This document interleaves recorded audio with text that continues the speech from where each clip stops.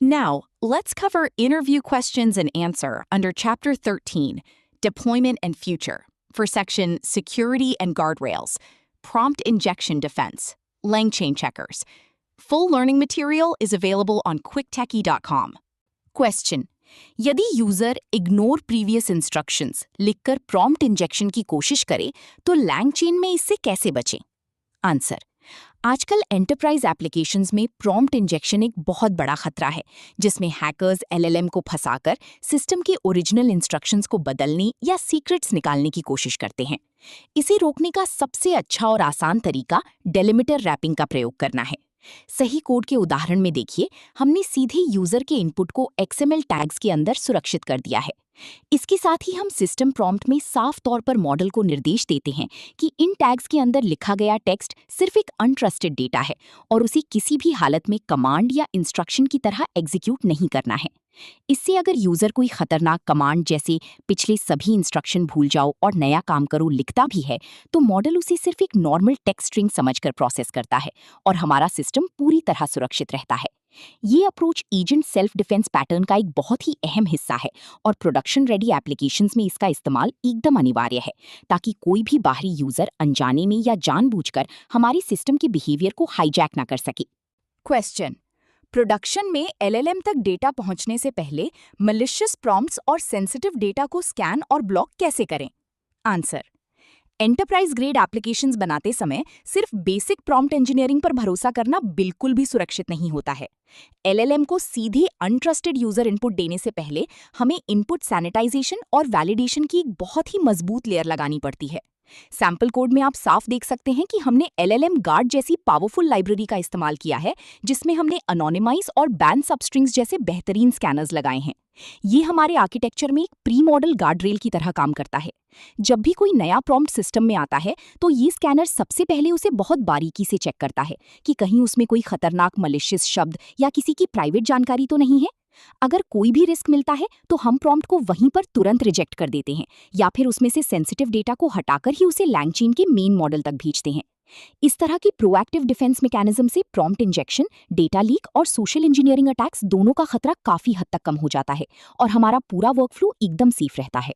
Question: agent को malicious output या system prompt leak करने से रोकने के लिए स्ट्रक्चर्ड आउटपुट का इस्तेमाल कैसे होता है?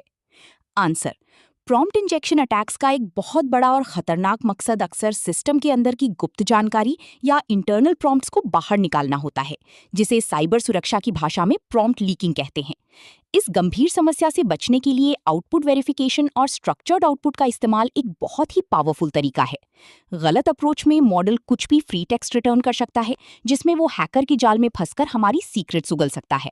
लेकिन सही कोड में हमने पाइडेंटिक लाइब्रेरी का इस्तेमाल करके एक सख्त आउटपुट स्कीमा बनाया है और LangChain के विद स्ट्रक्चर्ड आउटपुट मेथड के जरिए मॉडल को पूरी तरह से बांध दिया है।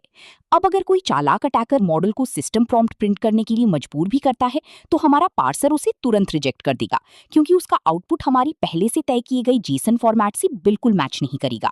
ये बेहतरीन तकनीक किसी भी तरह की अवांछित जानकारी या मलिशियस पेलोड को यूजर तक पहुंचने से पूरी तरह ब्लॉक कर देती है और सिस्टम की इंटेग्रिटी को हमेशा बनाए रखती है। क्वेश्चन: LangGraph वर्कफ्लो में खराब या असुरक्षित सवालों को मॉडल तक पहुंचने से पहले ड्रॉप करने के लिए गार्डरेल्स कैसे लगाएं?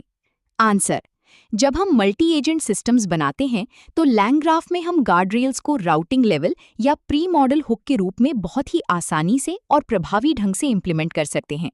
प्रोडक्शन रेडी सिस्टम्स में ये बहुत ज़रूरी है कि खराब या असुरक्षित सवालों पर हमारी महंगे LLM कॉल्स और सर्वर का समय बिल्कुल बर्बाद ना हो। सही कोड के उदाहरण में हमने एक डेडिकेटेड गार्डरेल राउटर नोड बनाया है।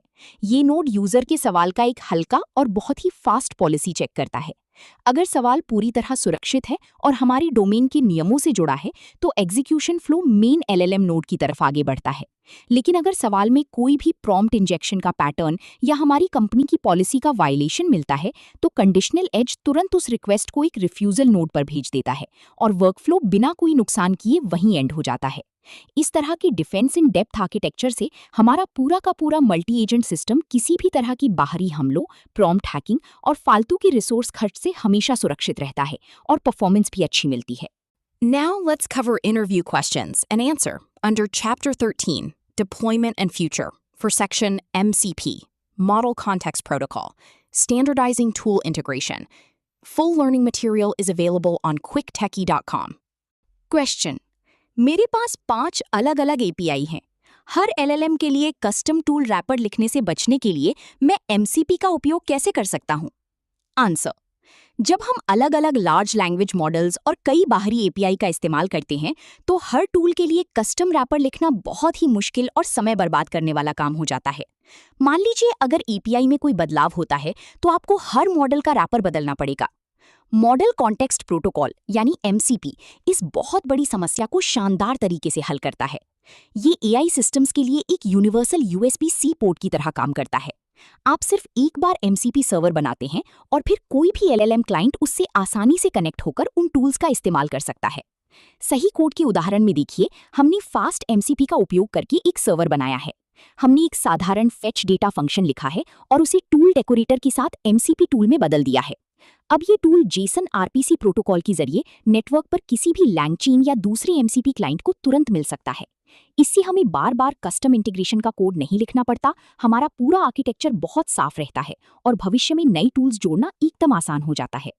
क्वेश्चन: LangGraph एजेंट में रिमोट MCP सर्वर के टूल्स इस्तेमाल करने हैं, इन्हें क्लाइंट साइड पर कैसे कनेक्ट करेंगे?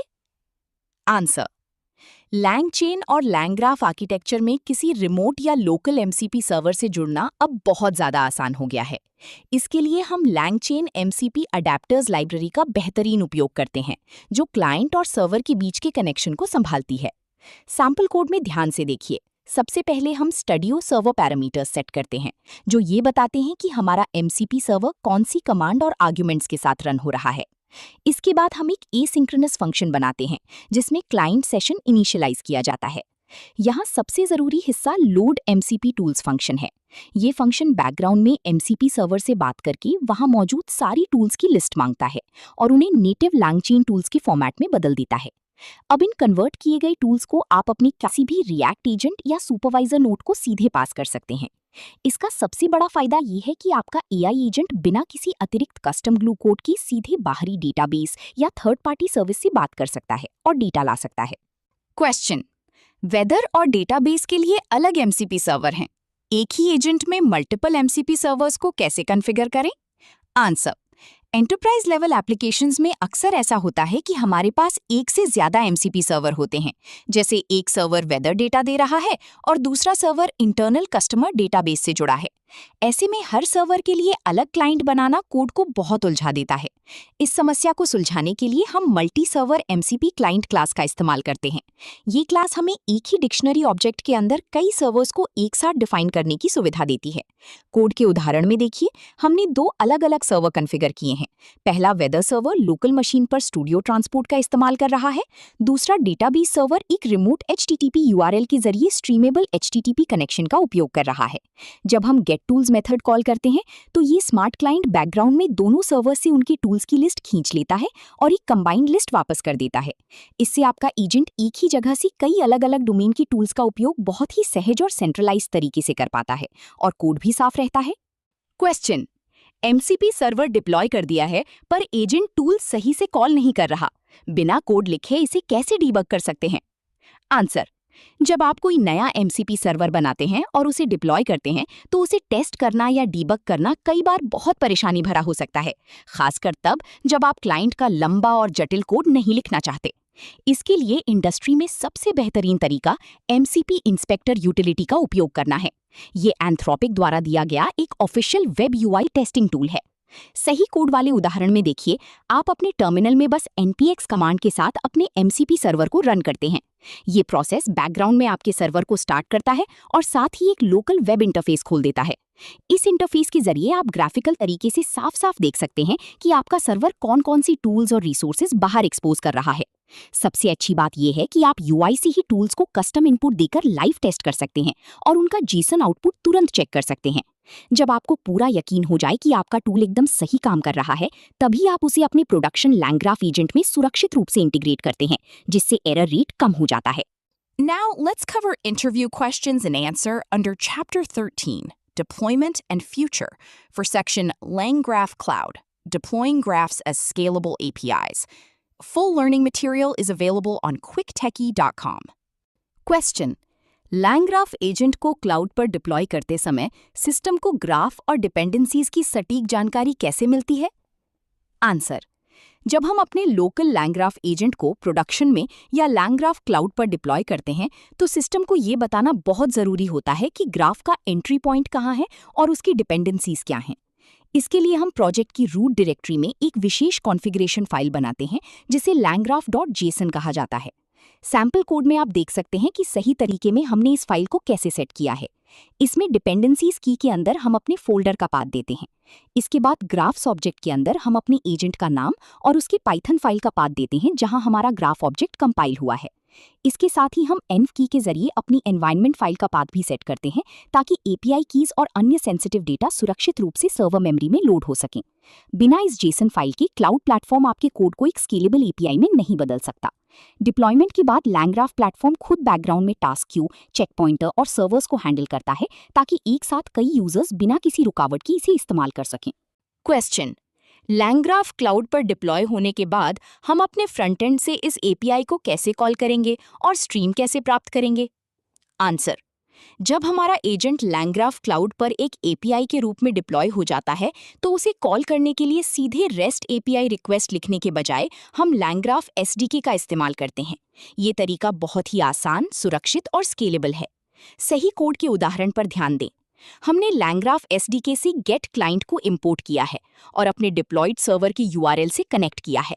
इसके बाद हमने एक नया थ्रेड क्रिएट किया है जो क्लाउड डेटाबेस में हमारे कॉन्वर्सेशन की स्टेट को सुरक्षित रखता है। फिर हम client.runs.stream मेथड का इस्तेमाल करके अपने मैसेज को एसिंक्रोनस तरीके से भेजते हैं। इसमें थ्रेड आईडी और असिस्टेंट का नाम पास करना होता है। ये रन बनाते समय स्ट्रीम मोड को अपडेट्स पर सेट करता है, जिसका मतलब है कि हर नोड के खत्म होने पर हमें नया डेटा चंक मिलेगा।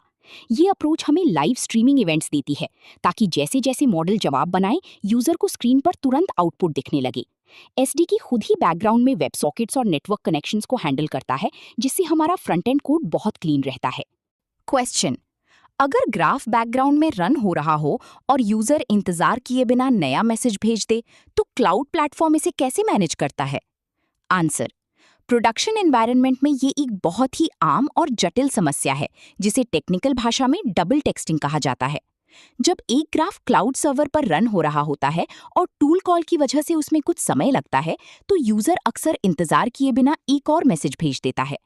LangGraph क्लाउड इस सिचुएशन को संभालने के लिए हमें बहुत ही शानदार मल्टीटास्क स्ट्रैटेजी देता है। जब हम क्लाइंट से नया रन बनाते हैं तो हम ये रणनीति सेट कर सकते हैं। सही कोड में हमने रिजेक्ट स्ट्रैटेजी का इस्तेमाल किया है, जिसका सीधा मतलब है कि अगर कोई पुराना टास्क चल रहा है तो नया मैसेज तुरंत एरर दे देगा। इसके अलावा हम इंटरप्ट का इस्तेमाल कर सकते हैं जो पुराने रन को तुरंत रोककर नई इनपुट के साथ काम शुरू करता है, या फिर रोलबैक का उपयोग कर सकते हैं जो पुराने रन के आधे अधूरे इफेक्ट्स को मिटाकर नई सिरे से स्टेट को अपडेट करता है। ये बेहतरीन फीचर स्केलेबल एपीआई बनाते वक्त स्टेट करप्शन को पूरी तरह रोकता है और एक शानदार यूजर एक्सपीरियंस सुनिश्चित करता है। क्वेश्चन: मुझे अपने LangGraph एजेंट को क्लाउड पर हर रात बैकग्राउंड जॉब की तरह रन करना है, ये कैसे संभव होगा? आंसर: LangGraph क्लाउड सिर्फ चैटबॉट या रियल टाइम एपीआई कॉल्स तक ही सीमित नहीं है, बल्कि ये बैकग्राउंड टास्क और एडवांस शेड्यूलिंग के लिए भी बहुत पावरफुल है। जब हमें किसी एजेंट को एक फिक्स समय पर बिना किसी यूजर इंटरवेंशन के चलाना होता है तो हम क्रॉन जॉब्स का इस्तेमाल करते हैं। सही कोड में आप देख सकते हैं कि हमने एसडीके के जरिए client.crons.create मेथड को कॉल किया है। इसमें हम अपने एजेंट यानी असिस्टेंट का नाम, एक स्टैंडर्ड क्रॉन एक्सप्रेशन और वो इनपुट डेटा पास करते हैं जिस पर एजेंट को काम करना है। ये कोड क्लाउड सर्वर पर एक शेड्यूल टास्क बना देता है। इसके बाद LangGraph क्लाउड तय समय पर खुद ही एक नया थ्रेड जनरेट करेगा, उसमें ये इनपुट भेजेगा और आपकी एजेंट को बैकग्राउंड में पूरी तरह ऑटोनॉमस तरीके से रन कर देगा। ये feature database cleanup, daily email report generation या किसी लंबी चलने वाली वेब स्क्रैपिंग प्रक्रिया के लिए एकदम सही है, क्योंकि इसमें सर्वर की रिसोर्सेज भी बहुत अच्छी तरह से ऑप्टिमाइज रहते हैं। Now, let's cover interview questions and answer under Chapter 13, Deployment and Future, for section Version Control for Agents, Iterating on Prompts and Graphs. Full learning material is available on quicktechie.com. Question: अगर हम अपने agents के prompts सीधे code में बदलें तो rollback मुश्किल होता है। प्रॉम्प्ट्स का वर्जन कंट्रोल कैसे करें? आंसर: प्रोडक्शन सिस्टम्स में प्रॉम्प्ट्स, टेम्परेचर सेटिंग्स और टूल स्कीमा को हमेशा वर्जन कंट्रोल्ड आर्टिफैक्ट्स की तरह ट्रीट करना चाहिए। अगर हम प्रॉम्प्ट्स को सीधे कोड में हार्ड कोड कर देते हैं तो नए बदलावों से एजेंट का बिहेवियर खराब होने पर उसे पुरानी और सही अवस्था में रोल बैक करना बहुत मुश्किल हो जाता है। सही तरीके वाले कोड में हमने लैंगचेन हब का इस्तेमाल किया है, जो लैंगस्मिथ का एक बेहतरीन फीचर है। यहाँ हम hub.pull कमांड की मदद से अपने प्रॉम्प्ट का एक पक्का वर्जन जैसे v2.1 सीधे रजिस्ट्री से डाउनलोड कर रहे हैं। इस तरीके से आपका कोड और आपके प्रॉम्प्ट्स पूरी तरह अलग हो जाते हैं। अगर कल को किसी नए प्रॉम्प्ट से हैलुसिनेशन की समस्या आती है तो आपको पूरा कोड डिप्लॉय करने की जरूरत नहीं पड़ेगी। आप बस हब से पुराना वर्जन कॉल कर लेंगे। ये git based approach systematic updates और एजेंट की रिलायबिलिटी को मेंटेन करने के लिए सबसे शानदार है। क्वेश्चन: नए वर्जन में टूल स्कीमा बदलने से ग्राफ क्रैश हो रहा है। एजेंट्स के कॉन्फ़िगरेशन को सुरक्षित तरीके से कैसे इटरेट करें? आंसर: जब हम मल्टी एजेंट सिस्टम्स में नए टूल्स या पैरामीटर्स जोड़ते हैं तो पुराने सेशंस या थ्रेड्स क्रैश हो सकते हैं, क्योंकि उनका सेव्ड स्टेट नए टूल स्कीमा से मैच नहीं करता। इस समस्या से बचने के लिए ग्राफ के अंदर कॉन्फ़िगरेशन वर्जनिंग का इस्तेमाल किया जाता है। कोड में आप देख सकते हैं कि हमने रनेबल कॉन्फ़िग के कॉन्फ़िगरेबल डिक्शनरी से रन टाइम पर एजेंट का वर्जन निकाला है। इस अप्रोच से हम एक ही ग्राफ में पुराने और नए दोनों वर्जन्स का लॉजिक मेंटेन कर पाते हैं। जब आप V2 पास करते हैं तो एजेंट नए टूल्स का उपयोग करता है, जबकि पुराने थ्रेड्स डिफ़ॉल्ट V1 के साथ बिना एरर के चलते रहते हैं।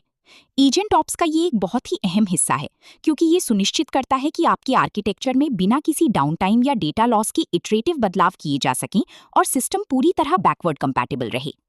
क्वेश्चन: प्रोडक्शन में पुराने ग्राफ को हटाए बिना नए एजेंट वर्जन की टेस्टिंग सुरक्षित तरीके से कैसे करें जिससे यूजर्स प्रभावित ना हो? आंसर: AI एजेंट्स के बिहेवियर को पहले से पूरी तरह प्रिडिक्ट करना नामुमकिन होता है, इसलिए सीधे प्रोडक्शन में नया वर्जन लाइव करना बहुत रिस्की है। इसे सुरक्षित बनाने के लिए हम कैनरी टेस्टिंग या शैडो डिप्लॉयमेंट पैटर्न का इस्तेमाल करते हैं। कोड के उदाहरण में देखिए कि ऑर्केस्ट्रेटर फंक्शन यूजर के रिक्वेस्ट को स्टेबल एजेंट V1 के पास भेजता है और उसका रिस्पॉन्स तुरंत यूजर को लौटा देता है। इसके साथ ही बैकग्राउंड में वही सेम रिक्वेस्ट हमारे नए कैनरी एजेंट V2 को भी भेजी जाती है। यूजर को V2 का रिस्पॉन्स नहीं दिखता, लेकिन हम दोनों वर्जन्स के रिस्पॉन्स को डेटाबेस में लॉग करके उनकी आपस में तुलना कर सकते हैं। जब डेटा से ये साबित हो जाए कि नया ग्राफ और उसके प्रॉम्प्ट्स पुराने वाले से बेहतर परफॉर्म कर रहे हैं और कोई बग नहीं है, तभी हम उसे लाइव करते हैं। ये तरीका बिना किसी डाउन टाइम के इटरेट करने के लिए बेस्ट है। क्वेश्चन: नया प्रॉम्प्ट वर्जन लाइव करने पर एजेंट की एक्यूरेसी गिर गई है। लैंगचेन इकोसिस्टम में वर्जन्स को ट्रैक और कंपेयर कैसे करेंगे?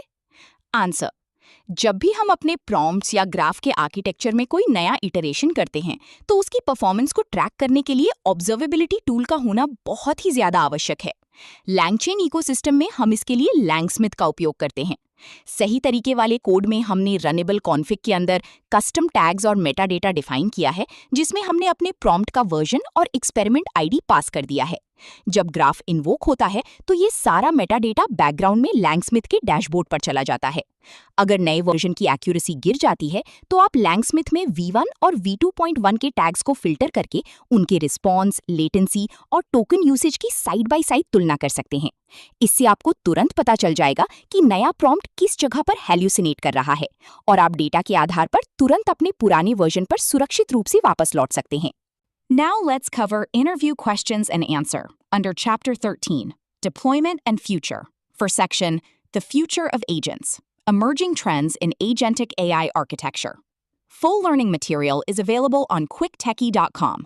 Question: भविष्य में कस्टम टूल्स को हर एजेंट के लिए बार-बार लिखने से बचने के लिए MCP, मॉडल कॉन्टेक्स्ट प्रोटोकॉल, कैसे मदद करेगा? आंसर: मॉडर्न AI आर्किटेक्चर में एक बहुत बड़ी समस्या ये है कि हर नए डेटाबेस या API के लिए हमें कस्टम रैपर लिखने पड़ते हैं, जो समय बर्बाद करता है। भविष्य में MCP यानी मॉडल कॉन्टेक्स्ट प्रोटोकॉल इस समस्या को पूरी तरह खत्म कर देगा। MCP एक ओपन स्टैंडर्ड है जो LLM को बाहरी टूल्स और डेटा से जोड़ने का एक यूनिफाइड तरीका देता है। साइट कोड में आप देख सकते हैं कि हमने MCP क्लाइंट का इस्तेमाल करके एक एक्सटर्नल सर्वर से टूल्स लोड किए हैं। हमें हर टूल का कोड नहीं लिखना पड़ा, बस सर्वर से कनेक्ट किया और लोड MCP टूल्स फंक्शन ने सभी उपलब्ध टूल्स को LangChain फॉर्मेट में बदल दिया। इससे एजेंट्स को नई रिसोर्सेज से जोड़ना प्लग एंड प्ले जैसा हो जाता है। आप एक बार MCP सर्वर बनाते हैं और कोई भी सपोर्टेड एजेंट बिना कस्टम इंटीग्रेशन के उसे इस्तेमाल कर सकता है, जो एंटरप्राइज डिप्लॉयमेंट को बहुत तेज और स्केलेबल बनाता है। क्वेश्चन: मल्टी एजेंट सिस्टम्स में अलग अलग कंपनियों की एजेंट्स एक दूसरे को कैसे खोजेंगे और सुरक्षित रूप से बात करेंगे? आंसर: भविष्य के आर्किटेक्चर में एजेंट सिर्फ एक ही सिस्टम या फ्रेमवर्क तक सीमित नहीं रहेंगे।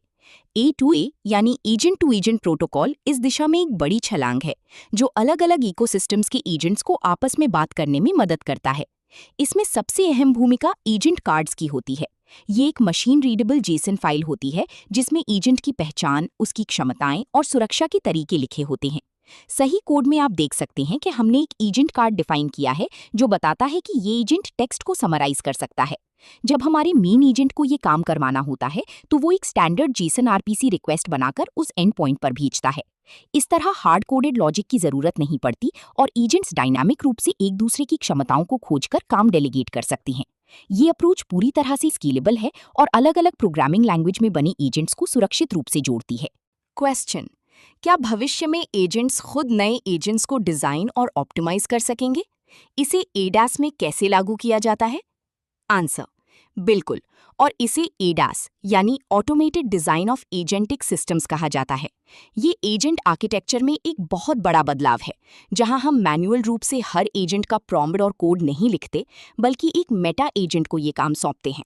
मेटा एजेंट एक पावरफुल फाउंडेशन मॉडल होता है जो नई एजेंट का कोड लिखता है, उसे टेस्ट करता है और उसकी गलतियों से सीखकर उसे और बेहतर बनाता है।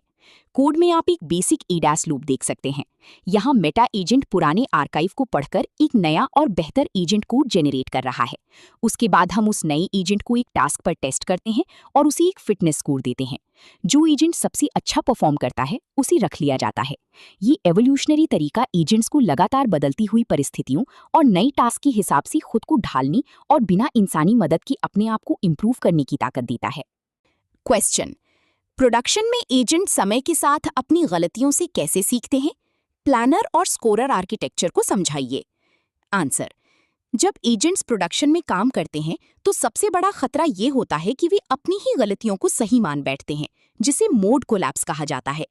इस समस्या से बचने और सिस्टम को सेल्फ इंप्रूविंग बनाने के लिए हम प्लानर और स्कोरर आर्किटेक्चर का इस्तेमाल करते हैं। इस डिजाइन में काम को 2 अलग अलग एजेंट्स में बांट दिया जाता है। कोड में देखिए, प्लानर एजेंट का काम सिर्फ नए नए और क्रिएटिव समाधान सोचना है, वो खुद की आलोचना नहीं करता। दूसरी तरफ स्कोरर एजेंट का काम कोई समाधान बनाना नहीं है, बल्कि वो एक जज की तरह काम करता है। वो प्लानर के दिए गए सारे विकल्पों को कड़ी पैमानों पर मापता है और सबसे सटीक विकल्प को चुनता है। इस फीडबैक को स्टोर किया जाता है ताकि भविष्य में प्लानर को फाइन ट्यून करके और भी बेहतर बनाया जा सके। ये साइकिल लगातार चलती रहती है, जिससे सिस्टम समय के साथ और ज्यादा स्मार्ट और भरोसेमंद हो जाता है, जो कि एक एडवांस्ड लेवल 3 इकोसिस्टम की पहचान है।